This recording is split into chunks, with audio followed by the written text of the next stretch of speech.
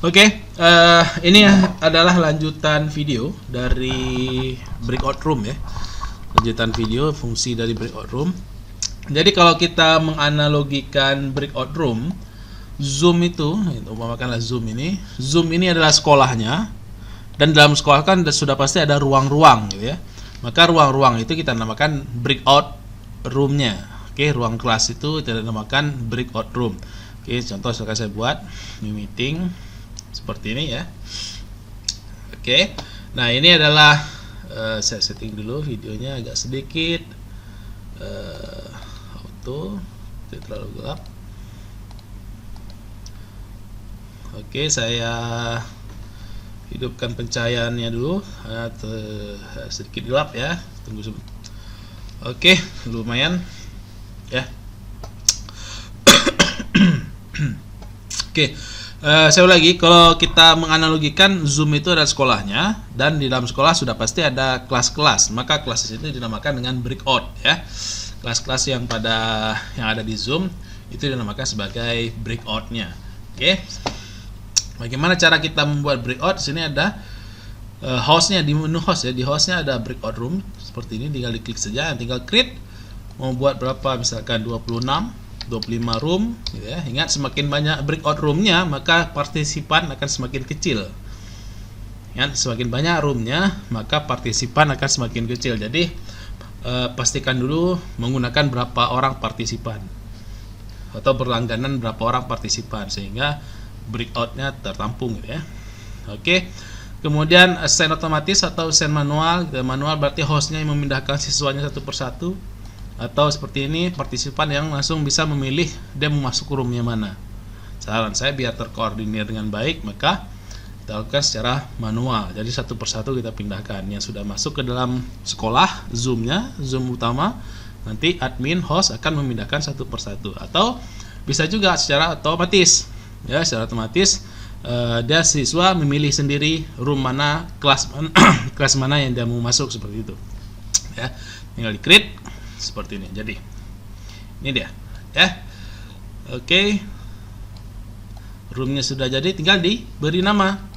Nah, jadi host tinggal ganti nama, jadi misalkan 10 MIPA 1 gitu ya. Ini hanya penamaan saja. Kemudian ini saya copy dulu, paste 2 3 4 5. Ini contoh saja, nanti tinggal diganti semua. Nah, tadi kan kita buat secara siswa memilih sendiri ya. Maka nanti ketika dia masuk ke Zoom utama, dia klik breakout, dia tinggal milih mau masuk ke kelas yang mana. Jadi jangan sampai dia sasar kelas tuh, kesasar kelas, jadi tidak terabsensi oleh guru yang masuk ke kelas yang bersangkutan. Oke, nah jadi logikanya kalau Zoom sekolah, breakout itu adalah ruang-ruang kelasnya, maka yang stay di dalam kelas adalah siswanya, sedangkan yang moving adalah guru-gurunya. Jadi gurunya setelah mengajar di kelas 10 IPA 1 mungkin akan moving ke kelas yang berikutnya.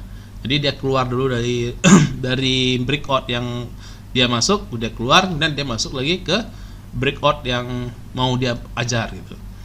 Seperti itu. Itu logikanya seperti itu ya. Jadi umpamanya ini adalah sekolah digital.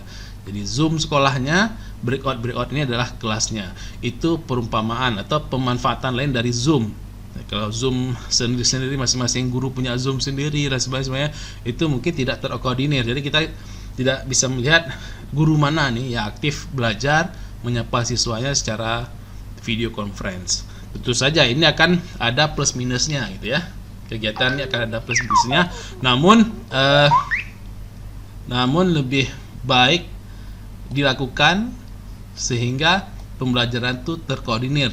Kalau sekarang kan kita tidak tahu apa ada dikasih tugas atau apa siswanya atau bagaimana, sehingga kalau seperti ini kita secara digital bisa memanfaatkan sekolah-sekolah digital seperti itu ya.